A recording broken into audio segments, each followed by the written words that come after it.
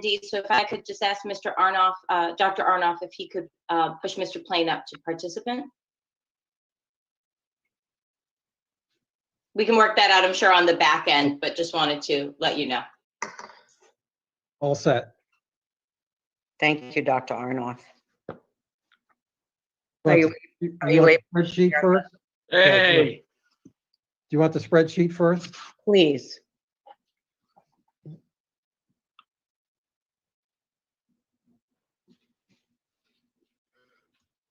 Okay, let's see if we can, so this, if you would scroll all the way up. Oh, good. Are you able to give us a bigger version of that?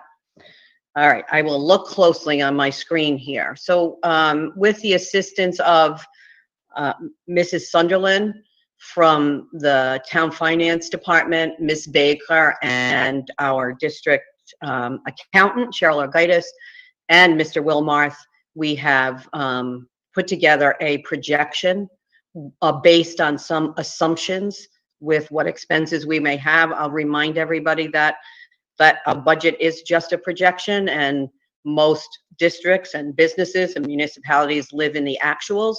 So we had to, make some assumptions based on what we know and understand at this moment in time. The COVID expenses represent some things that we have already purchased and some things that we are projecting we might have to restock, if you will. So with regard to the personnel costs, these are, so a reminder that we have in our operating budget funds to provide for staffing. These are projections that are up above and beyond what we have budgeted. I'm just going to try to see if I can make this bigger so I can see the entire document. Dr. Arnoff, I'm not able to see the actual numbers. Maybe everybody else can. I can go down, go down the list of what we have, there you go. That's perfect. Okay. So in addition to, what we anticipate from our budget, we are guessing or making some assumptions that we'll have an additional $165,000 in paraprofessional costs. And that is a combination of perhaps extra hours or additional staff to cover any leaves or absences should there be something that's connected, that's COVID related. In addition to that, we are projecting an additional $120,000 above and beyond what we have budgeted in our fiscal year 20 budget for substitute costs. And the projection for the extra 3 nurses at $200 a day is $106,000. That those collective expenses equal $391,000. So then in the next block on the spreadsheet, we have some consumable materials. They're masks, gloves, and you have the associated list with that. Any of the PPE, gowns, things of that nature that would have to be restocked. We have spent, that's great, Steve, I appreciate that. We have only spent at this point $55,000, I believe, in the $50,000 range. So this is a projection of restocking. Regarding permanent goods, those are dividers, petitions, sneeze guards, extra desks, things around something that we would need for, I call them startup costs at some level, because they don't, there isn't an anticipation of restocking necessarily. That expense is $258,000. Again, this HVAC modifications, we are projecting at $100,000. That is contingent upon a review of the operating crew that will come out, that is assessing all the buildings. So we're using those funds should we need them, based on anything that they may report to us. And then that is the Roman contract in the next budget. That's the full year expense of that. And again, if you may recall at the last meeting, we talked about, in thinking about that expense in particular in shorter periods of time, because it may change as the conditions change. So those total costs are at $1 million. And then this was on the previous slide. This is the transportation. These again are early estimates that Ocean State Transit has provided us. We are implementing a 3-tier system with 15 buses. The 3-tier system involves extra time for the drivers and additional monitors on the middle and high school buses to stay for the entire year, because we are responsible for tracking who is sitting where, and being able to report that to the Rhode Island Department of Health should we need to, if there is an infection. So that full expense is $140,000. We are planning to purchase a curriculum platform. I want to be clear about this. That's just resources for teachers at the middle and secondary level to use to support their classes for a distance learning environment. We are not engaging in a platform. An outside virtual school. All of our students will be taught by East Greenwich students. If we look at that full cost factor in our expenses, remember, these are assumptions. Some of them are realized costs, but most of them are just assumptions. So that's $1,076,000. What are the funding sources? So we have $110,000 in our original budget that we budgeted for personnel. Where did we get those savings from? We had 2 retirements. And so as a result of those 2 retirements, you typically have savings because you are hiring staff at a lower step. We've had some vacancies to include, sometimes without an assistant principal. A principal is more recent at Cole, but there's been vacancies in positions. That athletic savings of $40,000, that was in consultation with Mr. Cobain. It's a 10% reduction, assuming there's a shortened season. We have enough funds in the athletic budget to fund a potential shortened season.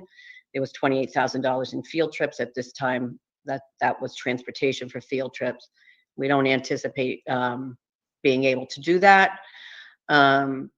With regard to the $153,000, you'll remember in our budget, that was the original budget that Dr. Pallotta created. There was $153,000 earmarked for capital expenses that would have been put in a capital improvement plan. And that was going to be funded by surplus dollars. So we are recommending at this early projection that we reallocate those dollars to cover the capital outlay. And then under transportation, for another source of potential revenue, this isn't even potential, this is realized. We have eliminated the OLM and Rocky Hill bus, and that is an estimated $100,000 in savings. Both of those schools have been notified about that change. We have $60,000 in CARES Act funds that is currently sitting in our Excella grants. That is the ESSER funds. There's actually $69,000 sitting in there. We are obligated to provide some funds at a percentage, a prorated percentage to OLM, as a matter of fact, as one example. So if we go down, I don't know, Steve, if you can scroll down a little bit.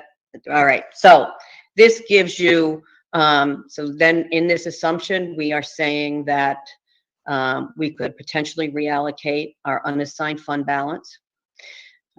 These 2 housing aids, the 2020 and 2021, are, we continue to be in discussions with the town and certainly with the town manager.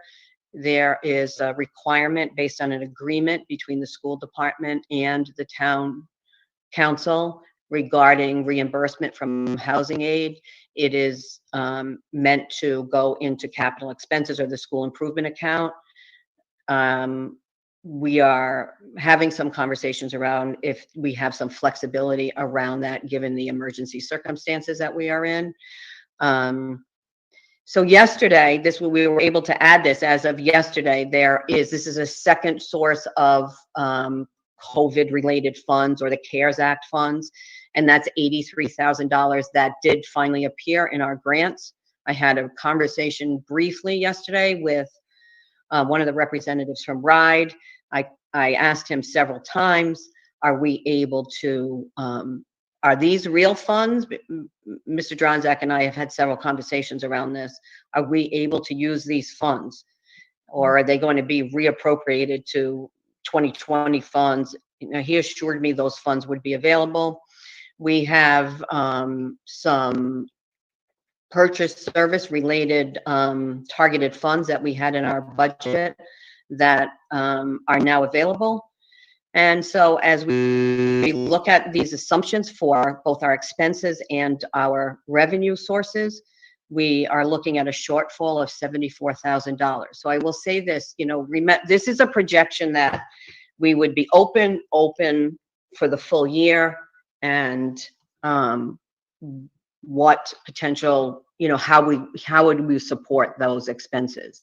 What you don't see in here is, you know, any things that we will have, as we've told everybody to, you know, be very, very careful in their POs and submitting any expenses, and we are carefully looking at all of that at this point.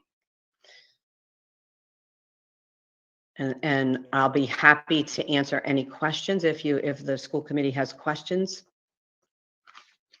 Great, thank you so much. Appreciate all of the work that went into preparing that for us for this morning. I'll go ahead and open it up to members of the committee. Mr. Dronzak. Thanks, Mrs. Meyer, for getting this together. Actually, I want to clarify something first, just so, because I know not everybody in the public may realize. Mrs. Meyer and I often have conversations on a professional level for my work. Yes. About these kinds of things, grant related, because so these are not conversations that are offline from the public for other reasons. The one question is, if you've got $100,000 you might have to use for HVAC, could that potentially come out of the bond? Because it is a capital expense related to this. Would that be at least something we can inquire about? Absolutely inquire about it. Mrs. Baker and I, along with Mrs. Sunderland and the town manager, are considering every possibility that we can use the bond for. But we need to, you know, be mindful of what the bond was issued for, what the taxpayers voted for, and stay consistent to that expectation. I'm only asking because circumstances have changed dramatically. Yes, they have. And an investment in something like that is still an investment in improving the schools. Yeah. The other point is more of a comment. If we have these expenses and you have to figure out how to find $70,000, $80,000 throughout the year to make sure it's a break even, ultimately that means our school buildings have been open to our students for the entire school year. And they haven't closed at all. So the way I personally look at this is, it's costly, but it's an investment in our students. I don't know how I could sit here and say we don't invest in our students if that's what it takes to get it open in a pandemic, assuming we can do it safely, we meet the criteria for the state, and we can figure out how to make the expenses work. There's risks to any of it as far as how the expenses go. And there are probably places on here that you might be able to cut back as we move through. I know there's no guarantee that we're going to need 10 months of cleaning at that level. We might be able to find out we can do it a little bit better by the time we get to spring. There may be a variety of other things we can do. The other piece is, and this probably filters more towards next week as we find things out and make a decision, is, you know, if 80% of the parents in East Greenwich want to send their kids to school, and again, we meet the criteria, we can do it safely, and all the medical professionals that I've personally heard from, many have sent letters to the school committee, are suggesting that our criteria is being met to the extent that it can, I I don't see how I could tell people we're not going to open, assuming the governor says that's the direction we're going. So I just wanted to bring that out and look forward to hearing the rest. Thank you, Mr. Dronzik. I'll go to Dr. McEwen next. I'm probably going to echo much of what Mr. Dronzik said. So first of all, thank you so much, Meyer, for getting the figures to us, and also for carefully reminding us that these are just projections and things change. And along that, our hope, as Mr. Dronzik said, is that we stay fully open for the entire year. There could be, if we have to shut down for a couple of weeks, those things happen. There could be some savings realized there. But I'm right with you. Amen, Mr. Dronzik, that we need to open up our schools, get our kids in the format that Mrs. Meyer has outlined for the different structures for elementary and secondary. And knowing these costs up front is helpful to us to know if and where we can cut back or seek additional revenues. But this makes a lot of sense, and I really appreciate it. Thank you. Thank you, Ms. Musella. And then I'll go to I really just have a very specific question about the numbers. But again, Mrs. Meyer, thank you. I know that these include some uncertainties, and there's a level of discomfort with putting together numbers that we don't know are necessarily, that really are true estimates. So, but I appreciate it, because we all understand that we kind of have to start somewhere and have some sort of baseline, given all the uncertainties. I appreciate it. Just a question: when the state has changed some facilities guidance recently, and there was some talk, and I don't remember at which meeting or when, but there was some talk about the need to incur increased utility costs to run HVAC. Initial estimate I heard was like $1 million for the year for us if we're running it 24/7. I don't know if I see that reflected on here. I don't know, maybe we don't need to do that. So I'm just, if you could address that, please. Absolutely. Mr. Wilmarth has, the recent guidance said you do not need to run your systems all night long. You need to run them, I think it's an hour before and a 2 hour after, which is typically done as part of his operating plans. I see him nodding. So, as we get new guidance, we adjust our assumptions. Thank you. Thank you. Ms. Powell? All right. Yep. Just wanted to, second what everybody was saying. I was actually going to ask the question that Ms. Musella just asked, because that was the one thing I didn't see that we talked about, but I know there had been new guidance and a meeting on that since we last spoke. So that sort of clarified that. And just to make the point that the reason for having this meeting or requesting it in the first place and asking for these numbers was not looking for any reason to open or not to open, but to see like where we stood, so that when we need to make a decision, we have all the information we have. It would be wonderful to say we meet all of the criteria for our facilities, but if it costs so much money that we literally didn't have it, it would have been a moot point. Similarly, we could have all the money in the world, but if there was no way we could fit students into our building, then it would not matter. Or if they had not changed things about transportation and there were not physically enough buses in the universe. So all of these are to flesh out, there are so many moving parts, and for us to have as much information to be able to check as many boxes as possible is the only way we'd be able to make any kind of decision. It's not anything the governor may say. It's not in an attempt to pick one scenario or the other, but to just know like what's even possible. So I'm really grateful for all the work everybody's doing to make sure that we have it in as close to real time as we can with everything that is changing all of the time, and that so many people and experts and community members have, written to us and given us information to help inform this decision, because it's possibly one of the most challenging, I think, as a group of people, or at least me personally, as a parent, as a school committee member, will probably have to grapple with making. So I appreciate everything that everybody's doing to make that decision not necessarily easier, but at least possible. So thank you to everybody who's doing that. Thank you. Dr. Quinn?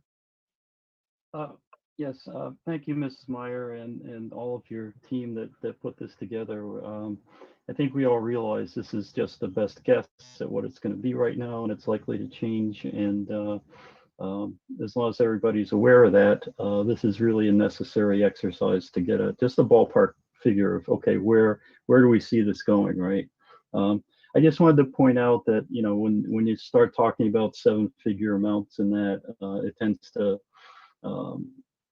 lose its meaning when you get into big numbers. But we have to operate under a 4% cap, which means that the amount that our budget can increase year to year in round numbers, a $40 million budget can only increase by $1.6 million, right? So if we have to spend an additional $1 million, that's a good chunk of our growth for the next year. And just to put that in perspective. Now, you know, that said, I don't believe we've ever hit the 4% cap, even when there wasn't a 4% cap. So it tends to be less than we request, but still, it's a limitation. And $1 million is a good chunk of what we have to work with in a year-to-year increase. Thank you. Thank you, Dr. Quinn. Mr. Plain?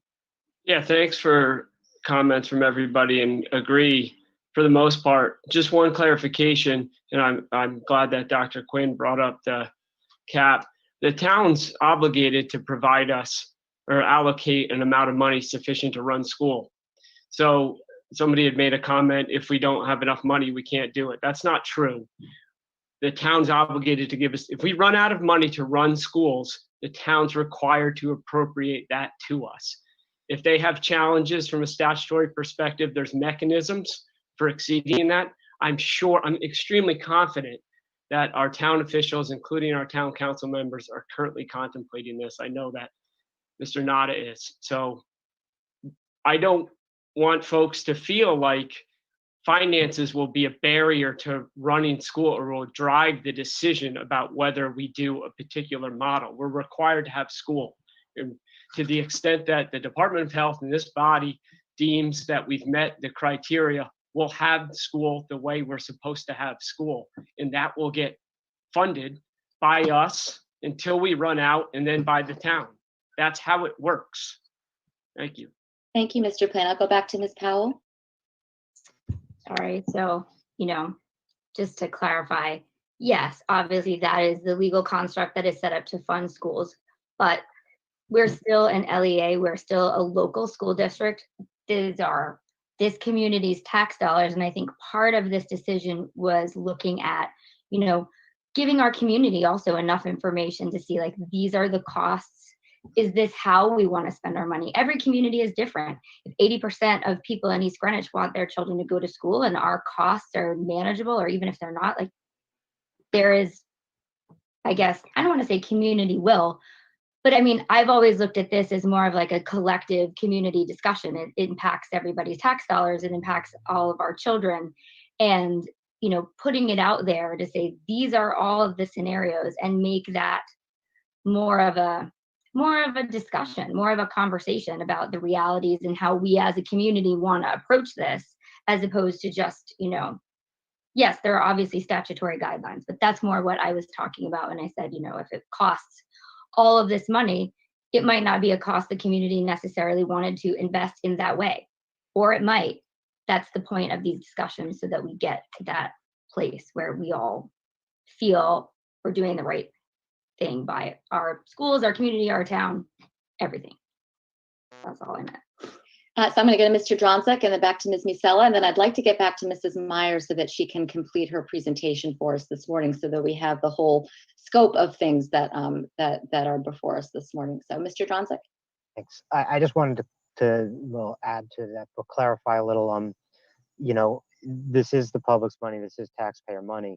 I think the one thing that needs to be understood is this isn't a matter of spending money to, you know, just try to do some things we want to do, except for, of course, we want kids to go to school in person if they can.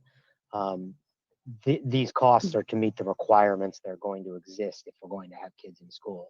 We're going to need a certain level of nursing and substitute teachers and HVAC So we don't, this is the option we have if kids are going to be in school in person. We're going to have to spend close to these amounts. These are obviously estimates and we're taking some guesses, but cleaning protocols, those kinds of things, it's not like we have the option to not do it. If we choose not to do it, then we don't send the kids in person. I think Mrs. Myers being as responsible as she can be given the circumstance. And quite honestly, a district our size, if we could do it for this cost, is not bad, because I know lots of districts are struggling with costs in the many millions of comparable size and are struggling to find ways to even attempt to pay for it, and therefore are forced into making decisions to go distance learning. And that's, so if we have the ability to avoid that and work our way through, that'd be great. The only thing I would point out as well is that if we do open in person, and that's what happens, we should be updating this every single meeting to the extent that we can, so we know exactly what's going on and where we're going. And that's to the extent of has anything changed. I don't necessarily expect a running list of invoices, but we can get an idea of what's going on. Thank you. So I'm going to go to Ms. Musella and then to Dr. Quinn. Thank you. Just briefly, and Ms. Powell said this, but I just want to emphasize it. The request for additional meeting time and additional information, no one should infer any particular preference for any one reopening scenario in a request just to gather and discuss more information. It's just, we need to have these discussions, so as we go through, we just have as much clarity as possible. So even any questions that may be challenging certain assumptions, it's to get more information, so that, because we're all making this decision, and we have to do it responsibly. And I really appreciate the numbers being put together. Thanks. Thank you. Dr. Quinn? I just wanted to echo what Mr. Dronzik said. These aren't things that we think would be nice to do. So we have a mandate for continuous improvement. And within the statutory constraints on revenues, we have to accomplish that in addition to, simply what we need to keep the lights on and the buildings open. So that $1 million, we have to spend it, but it kind of eats into what we have available for the, the improvements kind of thing going forward. That's right. Thank you for that. So again, I'd like to go back to Mrs. Meyer for the rest of her presentation, if we can. Thank you, Madam Chair. And to Mr. Dronzak's point, we commit to providing the school committee with regular updates with where we are financially. I think it's an important, check on what we're all doing to keep us understanding what this is costing. And I would say that, the projected amount in there for the consumable devices, for the consumables, the masks and things of that nature, I mean, that's a high-end projection, and assumes that we're going to be restocking at that level. So, but to Mr. Wilmar's, early work on all of this and forward thinking, he's helped us to be able to think through this at a more long-term level. Madam Chair, would it be helpful to share with the public that list, just to show what has been purchased, or that can go on the website for people to see? That was shared last night with the school committee. Sure. I mean, I'd say go right ahead. If you want to pull it up quickly, people can just at least see what it looks like, know that it'll be on the website, and if anybody wants to dive deeper, they'll be able to.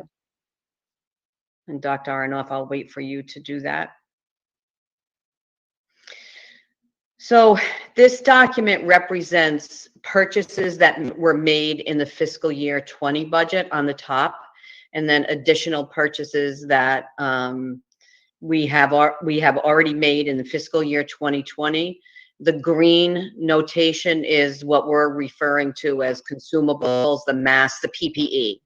And as you can see, we've spent 50,000 of the projected funds that were in the previous spreadsheet.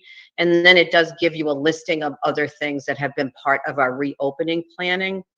On the bottom where you see the two estimates, one is about a traffic detail. So that that determination was made based on some help from a community member who has expertise in this, along with our EG Police Department and the school principals in determining how our, how the arrivals and departures will work, and do we need police details in those first weeks to help support the traffic flow, and all of that. So that's yet to be determined.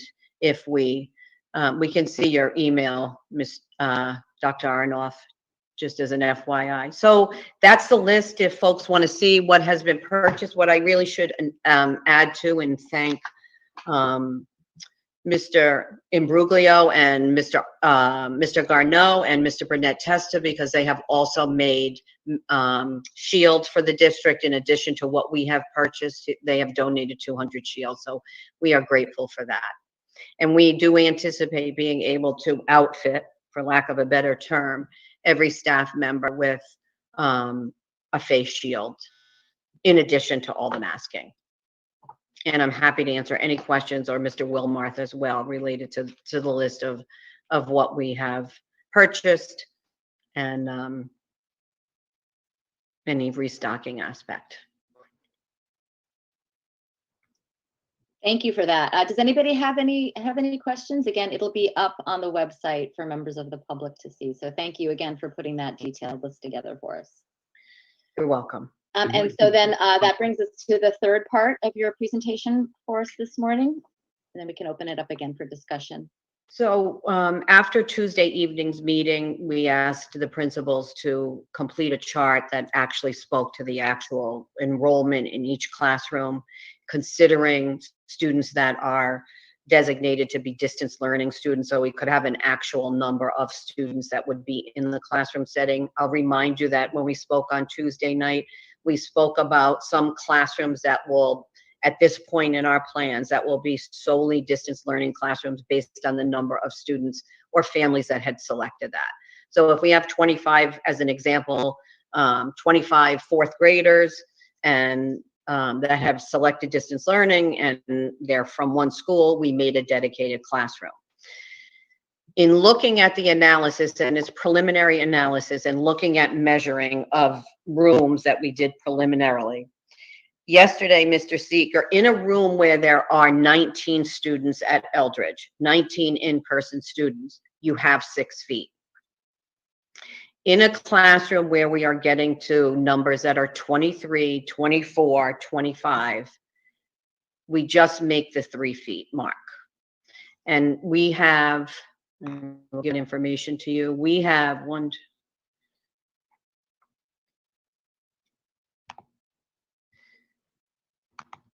we have several classrooms in the district that do not have the 6 feet of distance. I can give you the exact numbers after the meeting, but I can tell you that we have at a minimum 10 classrooms that don't have 6 feet. Do those classrooms have 3 feet? Some classrooms do have 3 feet. If you have a classroom of 18 students, 19 students, that's where you get the 6 feet. When you start to get to that 23, 24, depending on the square footage of each classroom too, that's a factor, then we do not have 6, what I can say to you, we do not have 6 feet in every classroom in our school based on our enrollment. And I didn't get a chance, the principals were pulling that information together. We got it last night.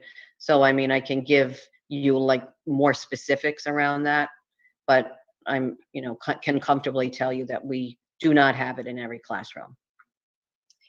At the middle and secondary level, we do, because, we've reduced that in, the in-person students by half. And I'll just mention briefly that I had an opportunity to be on a call yesterday with the commissioner and the head of the Department of Health, Dr. Alexander Scott, and I was able to ask her directly the question about 3 feet versus 6 feet. So, I mean, I can provide some additional detail, but basically what we heard on the call was very consistent with what we've been hearing from the medical professionals that live in our community and that are even working to support the district in figuring this out. And this idea that there are multiple methods for mitigating risk, and that when you can't do one, there are others that are at your disposal, is why there is this notion that 6 feet is best. But if you can't have 6 feet, then there are other steps that you can take to essentially get to the same level of mitigating risk that you would be able to at 6 feet, which is why 3 feet with masks, hand sanitizers, there's multiple ways to do it. It was good to hear directly from Dr. Alexander Scott, specifically on that point, and to hear how consistent that feedback is from the medical profession in general. So I just wanted to share that. Ms. Misala? Thank you. I really appreciate the additional details. I just to play devil's advocate for a moment, it's not just the distance, and we received a lot of feedback from people in the community, medical professionals in the community, and we're fortunate that we have a lot of medical professionals in our community. I appreciate all that. When I'm on the Facebook Live event yesterday with the commissioner and Dr. Alexander Scott, and is it Dr. Jim McDonald?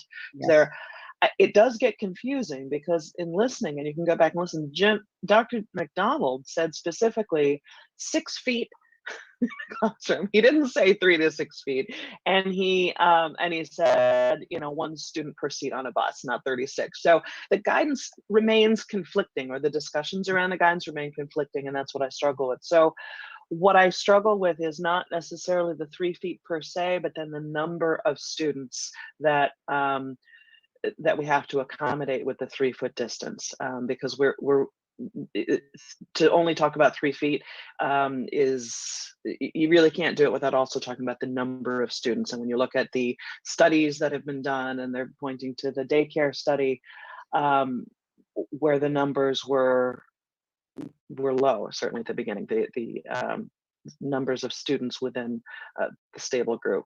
So it's the number of students then that starts to concern me as well. Thank you for Thank that. you. Thank you. Dr. Quinn? For that information, and like everyone, I'm trying to digest this barrage of sometimes conflicting information that we're getting. And one thing I'm curious about, and if anyone has an answer for any thoughts on this, I'd be interested in hearing them. Because of things like the daycare study, right? I think it pretty clearly demonstrated that, I don't think they didn't do any social distancing. They didn't use masks and still had a very low infection rate. So I think that argues that very young children are less susceptible to this. And as I understand the pediatrics guidance on this, they're saying that the harm done by the social isolation pretty much outweighs these risks in young children.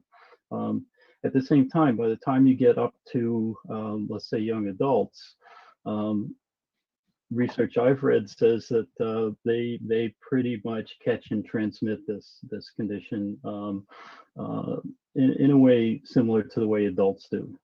All right, so somewhere between daycare and senior year of high school, there's a gradual, it seems to me, there's a gradual increase in the ability to catch and transmit this disease. And I was wondering if there's been any guidance on like what ages can you go to with the 3 foot separation. And I haven't seen any myself, but then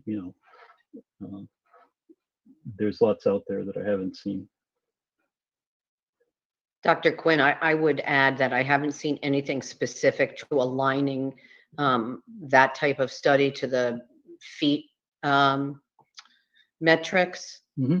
But I know there's a lot of studies and a lot of information out there regarding at what level do younger children and then older children have the disease, have the virus that is transmittable. And you know, as you said, there's a lot of information that everybody's trying to digest. Yes, and just out of curiosity, the classes that we don't have 6 feet, and I assume we're talking about at the elementary level here, are those the higher grades or the lower grades for the most part, or is it pretty even? I'm just looking right now because so at the lower grades, you know, we still, so as an example, you know, at a grade level, it's specific to a grade level, and the distance learning requests have an impact. Yes. So for example, I'm just looking at one classroom that we have laid out here. There were 20 students originally on that teacher's roster, 5 of which are now distance learning students that will be connecting to that classroom from home. So that thereby reduces the classroom in-person kiddos to 15. But, you know, there's another classroom that has 21 students in it in that same grade level. So it's very variable. But at the upper grades there, because the class size is, you know, larger too, an allowable larger class size at 3 to 5 level. Okay, thank you. Thank you. Can I just ask Mr. about that? McEwen. So Mrs. Meyer, when you say there's 15 on one roster, 21 in another, same grade level, is that the same grade level at the same school, and that just No, begs the different grade levels Oh, okay. at Okay. the same school. Got it. So it's not like the kids could move into a different classroom. Yeah. Got it. Okay. Thank you. Just want to again open it up to members of the committee, but then we do have one person with the raised hand in the public. So I'll go to Mr. Plain. Thanks. Question, if you covered this, I apologize, but I believe the Department of Health is going to do a walkthrough of buildings prior to opening. That's correct. Great. Mr. Plain. And that was the rationale for the 100,000 projection in the HVAC, because we don't know what they may come in and say that we need to do. But yes, we have yet to hear. I'm anxious for them to join us. Okay, but they're going to do that prior to September 14th, or at least that's the plan. Correct. And we anticipate that when they're going to do that, to provide us input regarding our ability to meet the metrics, or our plan's ability to adhere to the metrics, correct? That's correct. Great. And we'll know that presumably before we open schools on the 14th. Yes. Great. Thank you. Dr. McEwen, and just to let the members know, we do have 3 hands raised now, so I'd like to turn to public comment. I'll try to be quick. I'm just wondering if the numbers were really lopsided in some of those grade levels. I don't know, and this may be a conversation with the union, but I don't know if we've contemplated any mixed grade groupings, you know, so if you're really low in second, a little bit higher in third, could you do a second, third classroom, that kind of thing? And I don't necessarily need an answer, but I'm assuming that there are some ways that we could think about students still getting a robust education and maybe thinking a little bit differently about configurations. Thank you. So with the committee's permission, I'd like to move to public comment now, and I'll start with Ms. Bucka. Thank you for being here. Can you hear me okay? We can.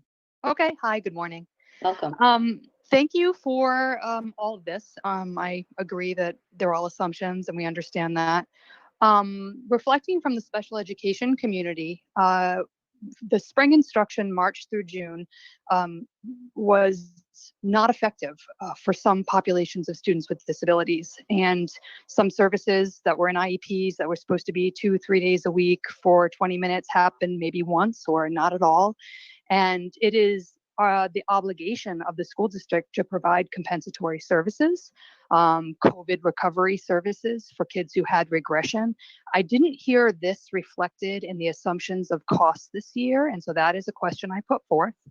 The second question I put forth is that I heard an increase in paraprofessional costs to cover substitute situations, but another issue is that for students with disabilities who also have medically compromised situations and can't access distance learning, many of whom who have a one-to-one written into their IEP because it is required for them to access their curriculum. We're still being told that that's not going to be permitted. And I just want to remind folks, because it also has a financial impact, that you still have an obligation to provide FAPE, a free and appropriate education. And if a student needed one-to-one support to access the curriculum while face-to-face in school, they certainly often need it in distance learning. And that could potentially be another cost that I don't know if that was reflected in the paraprofessional. Thank you for this opportunity. Thank you, Ms. Buck. I appreciate that. Mrs. Meyer, I don't know if that's something that you can address briefly or follow up with Ms. Buck offline. I'm happy to, Ms. Buck, I hear you. I understand the point that you're making, and the district is considering their options about what we can and do and to provide FAPE for all of our students. Thank you. Thank you. And the committee will be apprised as we go along in terms of budgetary impacts. Thank you for that. So I'm going to go to Ms. Stroud next. Hi, good morning. Can you guys hear me? We can. Welcome. Thanks so much for having this meeting and sharing all this additional information. I have 2 kids at Eldridge, and it's helpful to hear the information about some classrooms being the 6 feet versus some being the 3. I was just wondering, when we get our classroom assignments, would it be possible to be informed if our classroom is in the 3 or the 6, just so we have that additional information when we're deciding if we're comfortable sending our kids to school? Thank you for the question. And thank you for the question. I think we would be able to provide that for you. Absolutely. Okay, great. Thank you so much. I'm going to go to Ms. McPhee next. Welcome. Good morning. I'm joining you from my classroom where I work to set up my room to try to get 21 desks at 3 feet apart. Not an easy task. And I think the public needs to be aware that it is not easy to get this done. 3 feet at 21 desks and many more desks at the intermediate grades is challenging. I think that's important.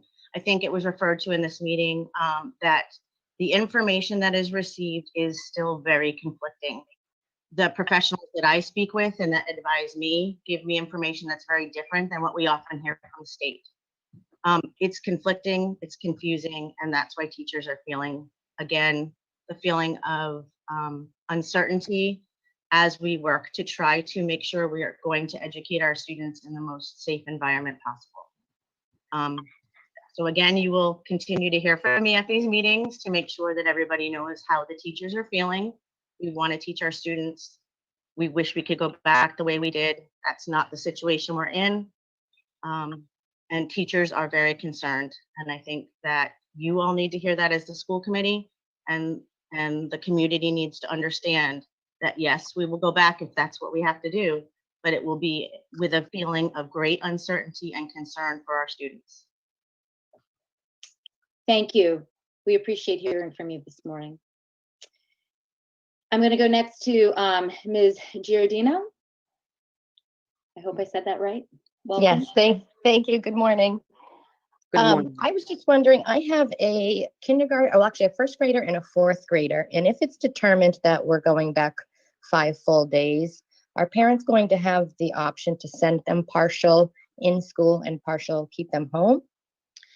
So that's an interesting. Thank you for the question. That's an interesting question, because yes, I think you would, certainly you would. I thought about,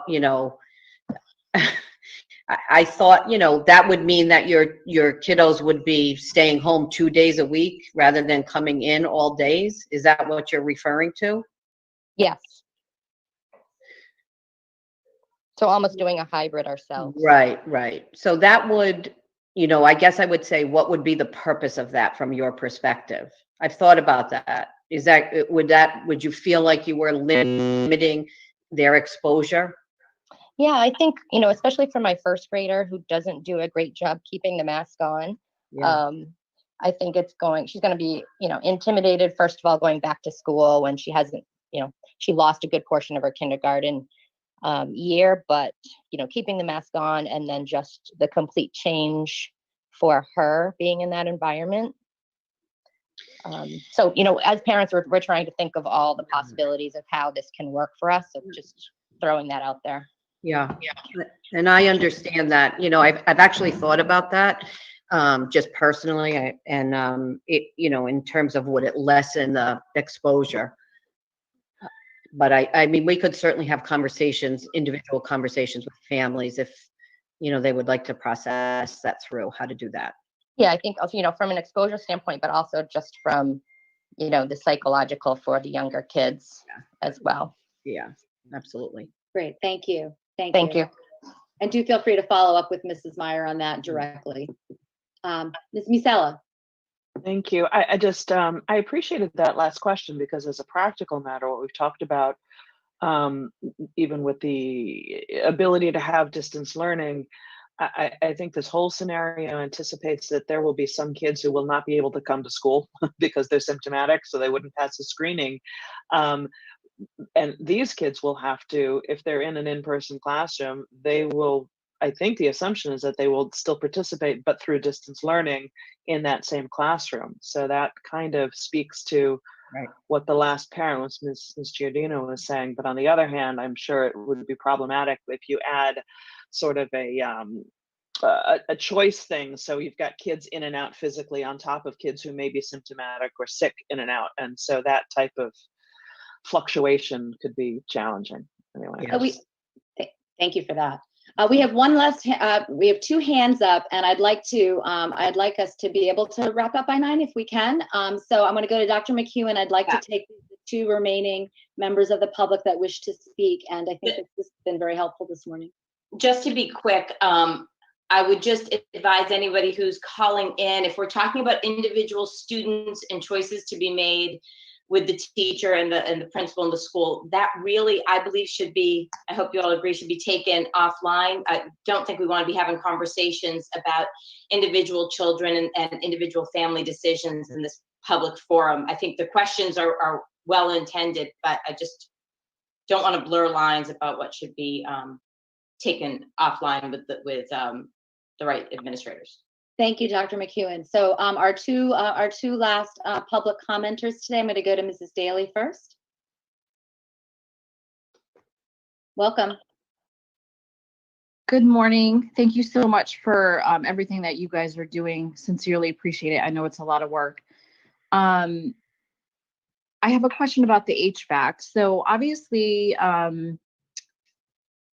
I'm assuming there are specific schools that we have identified that there might be a concern that would affect the return to school plans.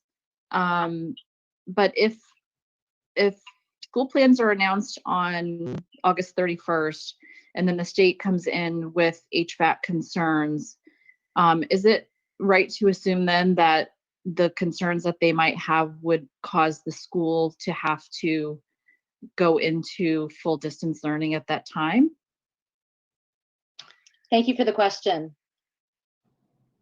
I mean, I can I think Mr. Gilmore can take that one. Sure, go ahead. The buildings as they sit now seem to be ready.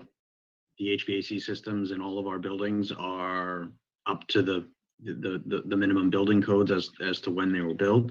They're all supplying fresh air in different quantities to the classrooms.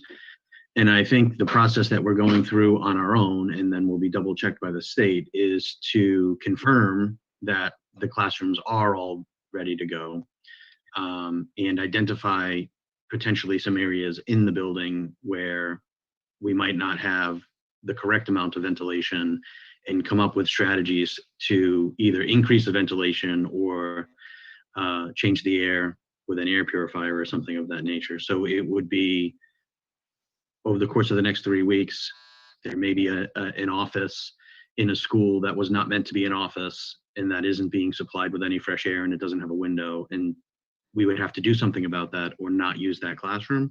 And so those are the things that we're trying to identify, and then the state will confirm whatever we've come up with. Thank you for that. So we do have just one last public comment, and then we're going to wrap up. We have Donna McPhee back again.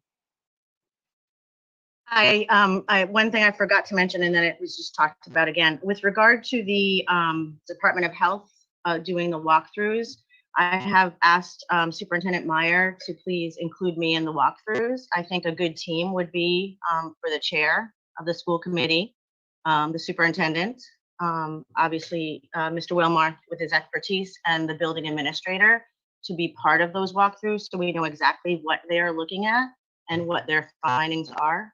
So I just asked the chair to make sure, if I don't know who they're going to contact when they schedule this, and I'm not sure anyone does at this point, but I just would like to be included in that process.